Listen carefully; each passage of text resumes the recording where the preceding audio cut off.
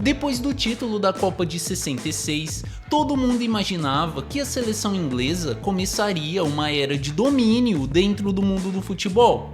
Mas a realidade foi bem diferente. Mesmo formando esquadrões históricos e tendo os melhores jogadores do mundo, a Inglaterra nunca mais foi campeã de nada. E o pior, a cada ano que passava, as derrotas se tornavam mais traumáticas e mais difíceis de explicar. No vídeo de hoje a gente vai relembrar todas as decepções que a seleção inglesa viveu nos últimos 60 anos, o eterno pesadelo dos pênaltis, o fracasso inexplicável da geração de ouro e a nova fase que surgiu nos anos mais recentes e que colocou a Inglaterra de novo entre as melhores seleções do mundo. Depois do título de 66, a Inglaterra ficou vários anos sem se destacar em grandes competições. Porém, na Copa de 90, a seleção inglesa voltou a jogar bem e chegou a uma semifinal pela segunda vez na história, tendo Paul Gascoigne como um dos principais jogadores. Mas foi naquela semi que o maior pesadelo inglês começou, os pênaltis. Depois de empatar com a Alemanha em 1-1, a Inglaterra perdeu nos pênaltis e ficou fora da final. Mesmo com a derrota, aquela geração inglesa voltou a dar esperanças para a torcida e tudo indicava que a seleção voltaria a ser favorita em grandes competições. Porém, logo na Euro de 92, a Inglaterra decepcionou muito e terminou em último lugar do grupo sem nenhuma vitória. E uma decepção ainda maior viria 2 anos depois, quando a Inglaterra ficou de fora da Copa do Mundo de 94. Mas 30 anos depois de vencer a Copa em casa, a Inglaterra voltou a sediar uma grande competição, que foi a Euro 96. A seleção inglesa não era favorita, mas ainda assim tinha muita pressão para entregar um bom resultado jogando em casa. A Inglaterra estreou apenas empatando com a Suíça em 1-1. Porém, logo no segundo jogo, contra a Escócia, o time melhorou muito e venceu por 2-0. E no terceiro jogo, goleou a favorita Holanda por 4-1, se classificando em primeiro lugar do grupo e se transformando em uma das favoritas ao título. Porém, na semifinal, mais uma vez contra a Alemanha e mais uma vez nos pênaltis, a Inglaterra perdeu e ficou de novo de fora da final. Mas assim como tinha acontecido depois da Copa de 90, mesmo sendo eliminada, a seleção inglesa ganhou moral em nível internacional e chegou na Copa de 98 com um time muito forte e muito respeitado, tendo novos nomes como Beckham e Michael Owen. Depois de uma primeira fase razoável, a Inglaterra chegou nas oitavas de final para enfrentar a Argentina.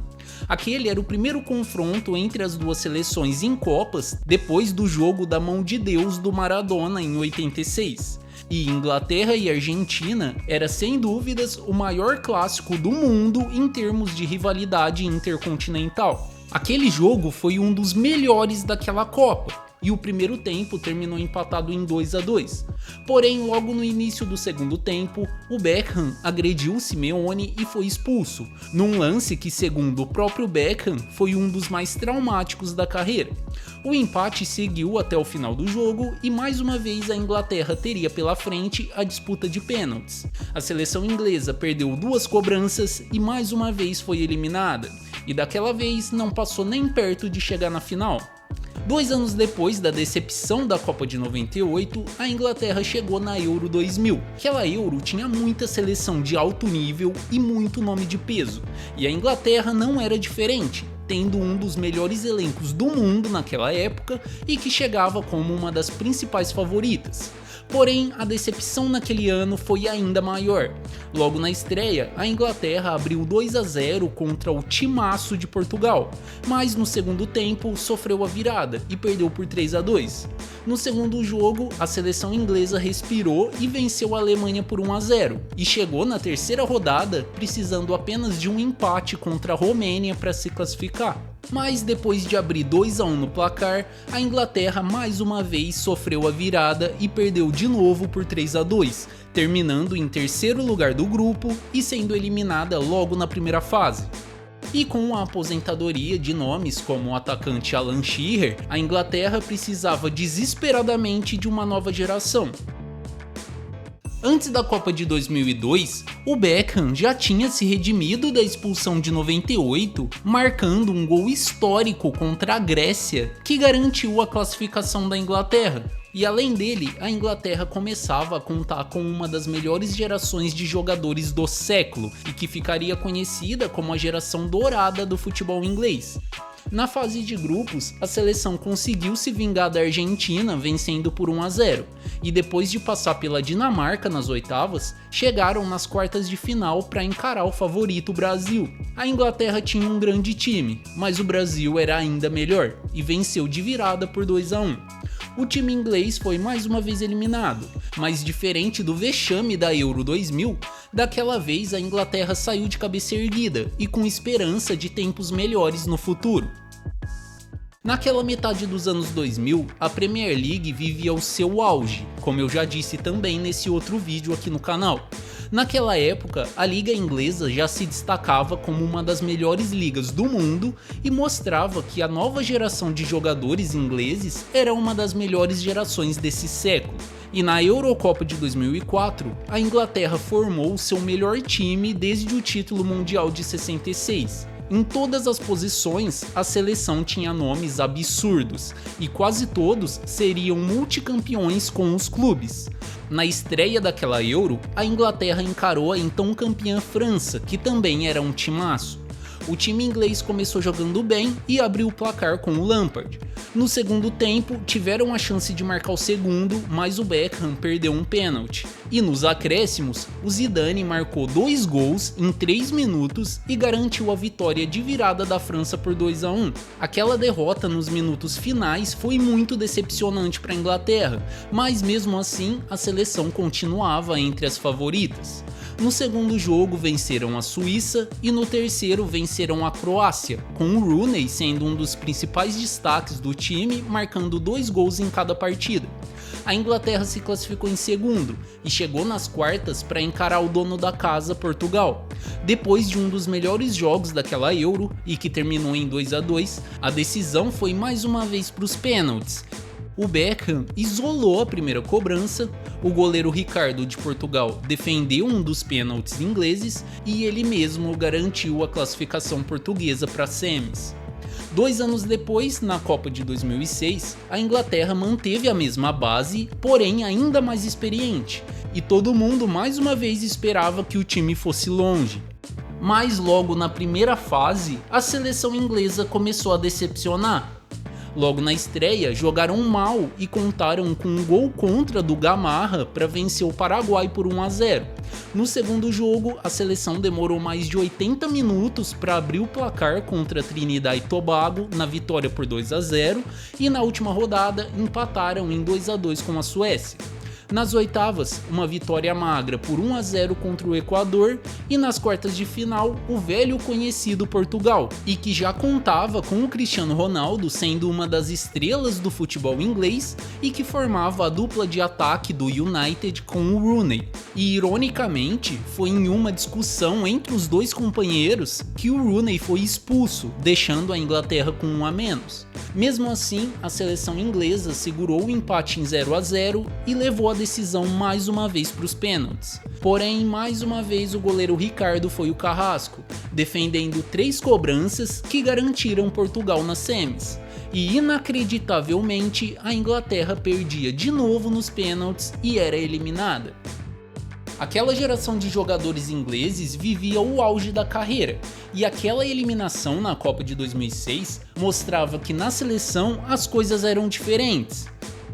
Um ano depois, uma outra grande decepção aconteceu, quando perderam em casa para a Croácia e ficaram de fora da Euro 2008. Ironicamente, foi naquele período que a Inglaterra se tornou a melhor liga da Europa, contando com times históricos como o Liverpool, o Chelsea e o United, e que tinham suas principais estrelas jogando juntas na seleção. Inclusive, para muita gente, foi justamente essa rivalidade entre os clubes dentro da Premier League o principal motivo para a seleção inglesa não funcionar naquela época. Como os próprios jogadores já falaram em várias entrevistas, a rivalidade entre os clubes era levada também para o vestiário da seleção. Então, mesmo sendo uma seleção de craques, a Inglaterra era muito dividida internamente.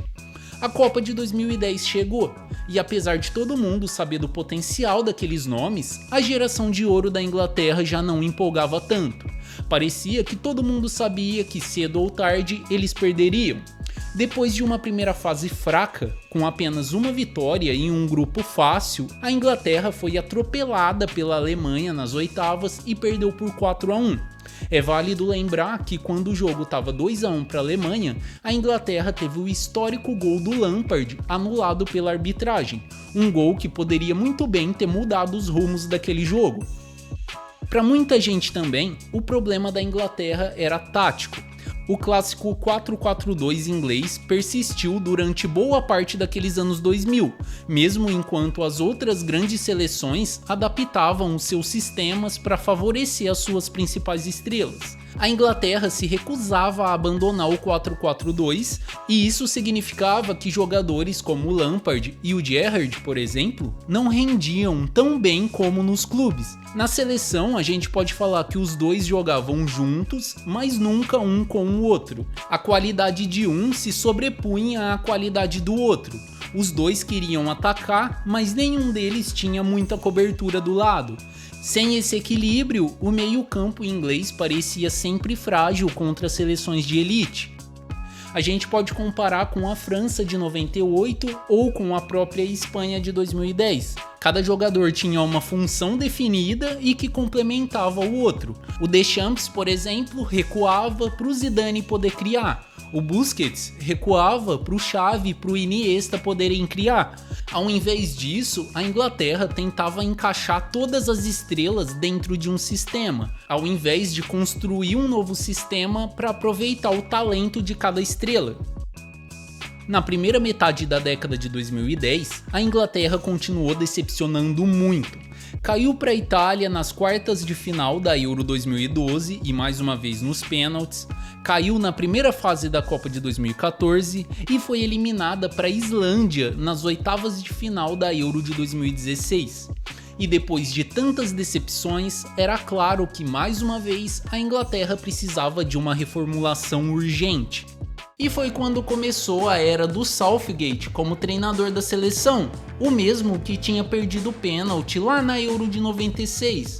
Em 2017, a Inglaterra foi campeã do Mundial Sub-17 e do Mundial Sub-20, revelando nomes como Phil Foden, por exemplo. Logo na Copa de 2018, a Inglaterra pela primeira vez se mostrava uma nova seleção, sem os nomes da geração dourada, mas com vários excelentes novos nomes, como Rashford e principalmente o Harry Kane, que faziam o mundo do futebol mais uma vez olhar para a Inglaterra como uma seleção de elite. E diferente do que tinha acontecido em outras Copas, o time fez bons jogos na fase de grupos. Mas nas oitavas contra a Colômbia, a Inglaterra reviveu péssimas lembranças. O time vencia o jogo por 1-0 até os acréscimos, mas sofreu o gol de empate e mais uma vez teria que disputar uma classificação nos pênaltis.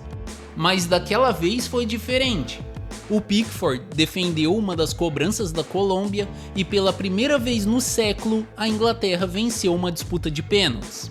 Nas quartas de final, o time inglês eliminou a Suécia e depois de 28 anos estava de volta em uma semifinal de Copa.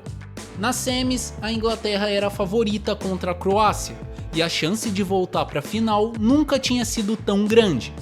Porém, depois de empatar em 1-1 nos 90 minutos, a Croácia marcou o segundo gol na prorrogação e a Inglaterra foi eliminada mais uma vez. Parecia que mesmo naquela nova fase, a seleção inglesa não chegaria em uma final. Mas o bom trabalho do Southgate continuou, e em 2021, a Inglaterra fez uma campanha histórica na Euro. Logo na estreia, o time se vingou e venceu a Croácia por 1-0. Nas oitavas, mais uma vez a Alemanha, que tinha levado a melhor contra os ingleses nos últimos confrontos. Mas daquela vez também foi diferente. A Inglaterra foi melhor e venceu por 2-0, se classificando para as quartas de final. E foi nas quartas que o time inglês entrou de fato na lista dos favoritos, quando atropelou a Ucrânia por 4-0 e voltou para uma semifinal de Eurocopa depois de 25 anos. Naquela semi, a adversária foi a Dinamarca, que assim como a Croácia na Copa de 2018, chegava como uma surpresa. Porém, daquela vez a Inglaterra não deu chances para a zebra e venceu por 2-1 na prorrogação, se classificando pela primeira vez na história para uma final de Euro. A final foi contra a Itália e foi disputada em Wembley, o mesmo estádio do título mundial inglês de 66. A torcida inglesa nunca teve tanta confiança em um título da seleção, e que seria o auge daquela nova era do futebol inglês. A Inglaterra abriu o placar com o Luke Shaw, mas no segundo tempo, o Bonucci empatou para a Itália. Depois de uma prorrogação amarrada, a Inglaterra viveria mais uma vez a tensão dos pênaltis.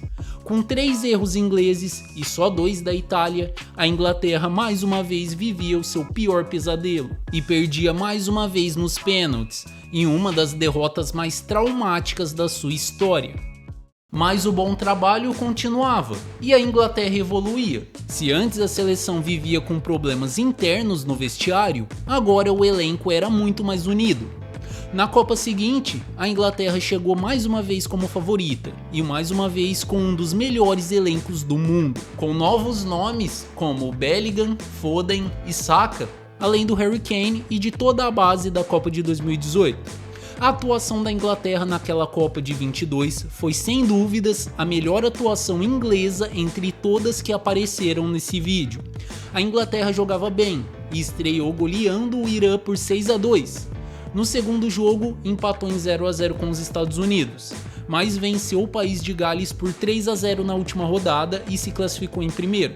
Nas oitavas, venceu o Senegal, também por 3-0, e chegou nas quartas para encarar a campeã França, de igual para igual, num jogo entre duas seleções favoritas ao título e que fizeram uma grande partida. A França abriu o placar com o Tchouaméni, mas a Inglaterra empatou com o Harry Kane de pênalti. A seleção inglesa jogava melhor, mas foi a França que marcou o segundo gol com o Giroud. No minuto 84, a Inglaterra teve a chance do empate, em mais um pênalti. Porém, o Harry Kane desperdiçou a cobrança, assim como o Beckham tinha perdido contra Portugal lá na Euro de 2004. O jogo ficou no 2-1 para a França e mesmo a Inglaterra tendo jogado mais, acabou eliminada mais uma vez. Aquela foi mais uma derrota muito traumática, mas que elevou demais a moral da seleção inglesa. Mas aquele bom nível de futebol não continuou na Euro de 24. A Inglaterra manteve a mesma base de jogadores e continuava como uma das principais favoritas, mas fez alguns jogos muito abaixo do seu potencial durante toda a campanha, principalmente na primeira fase e nas oitavas de final contra a Eslováquia. Mas mesmo jogando mal, a Inglaterra chegou mais uma vez nas semis, inclusive superando o trauma dos pênaltis mais uma vez para eliminar a Suíça nas quartas de final. Naquele jogo de semifinal contra a Holanda, a Inglaterra voltou a praticar um excelente futebol e venceu de virada por 2-1, chegando mais uma vez na final da Euro. E depois de tantos traumas, parecia que daquela vez o trabalho do Southgate e de toda aquela geração seria coroado. A final foi no Estádio Olímpico de Berlim. A adversária foi a Espanha, que era sem dúvidas a melhor seleção daquela Euro. A Espanha abriu o placar com o Nico Williams. Mais perto do final do jogo, a Inglaterra empatou com a jovem estrela Cole Palmer. Mas poucos minutos antes de chegar na prorrogação, a Espanha marcou o gol da vitória e garantiu o título, e mais uma derrota traumática entrava para a história do futebol inglês. A Inglaterra se tornou a primeira seleção a perder 2 finais seguidas de Eurocopa, mas por outro lado, voltou a figurar entre as principais seleções do mundo. A Inglaterra é sem dúvidas uma seleção grande e que merece todo o reconhecimento como campeã mundial. Porém, como a gente viu, foram vários os motivos que fizeram a Inglaterra sempre ficar no quase e que traumatizaram várias grandes gerações. Deixa o seu comentário com a sua opinião sobre essa história da seleção inglesa. Para você, qual foi o principal motivo para tantos traumas? Não esquece de deixar o like, se inscrever aqui no canal e eu te espero no próximo vídeo. Valeu!